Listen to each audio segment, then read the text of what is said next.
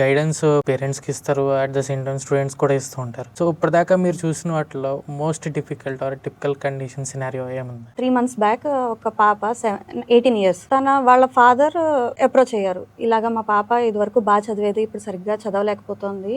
Okay, so నేను అంతా విన్నాను. ఏంటి అని అంటే సైకియాట్రిక్ థెరపీ కూడా తీసుకున్నాము. పాపకేమో కొంచెం ఓసిడి ఉంది, థాట్స్ రిపీటెడ్ థాట్స్ అవిను. నా కాస్త బానే ఉంది. ఇప్పుడు ఏంటంటే +2 అయిపోయింది కదా, గ్రాడ్యుయేషన్ ఏది తీసుకుంటే బాగుంటుంది అన్నది మీ సజెషన్ కావాలి అని వచ్చారు. సో అలాగా వచ్చారు. ఆ తర్వాత పాపతో కూడా నేను 1-on-1 సెషన్ తీసుకున్నాను. ఫస్ట్ సైకోమెట్రిక్ అసెస్మెంట్ ఇచ్చాను నేను. సో ఆ టెస్ట్ ఏంటంటే మేము చేసే 40 minutes టెస్ట్ ఉంటుంది.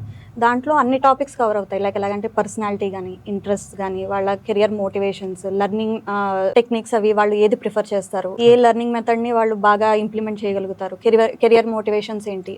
సో ఇవన్నీ అనలైజ్ చేస్తాం ఆ టెస్ట్ నుంచి, వాళ్ళు చేసిన ఆన్సర్ని బట్టి. సో ఆ టెస్ట్ అమ్మాయి రాసింది, నేను రిపోర్ట్ అది ప్రిపేర్ చేశాను, చూస్తే ఆ పిల్ల ఏమో +2 చేసింది PCM సైన్స్ బ్యాక్గ్రౌండ్.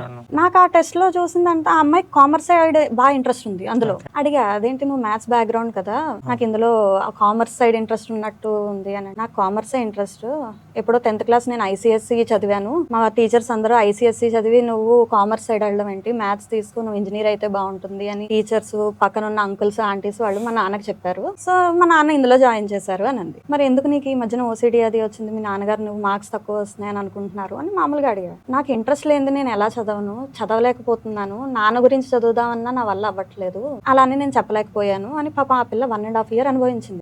ఆ 1.5 year తర్వాత ఆ OCD థాట్స్ అది రావడంతో పాపం హాస్పిటల్స్కి వాటికి తీసుకెళ్ళి ట్రీట్మెంట్ ఇచ్చారు. Now she is like fine, okay. ఆ పిల్ల కొంచెం మాట్లాడేసరికి సరే నెక్స్ట్ ఏం చేస్తావు అని అంటే, నాకు ఇలాగా లీగల్ సైడ్ లా చేయాలి అని ఉంది, అటు వెళ్దాము. లైక్ లీగల్ అని ఒకటే కాకుండా 3-4 డొమైన్స్ ఇచ్చాను.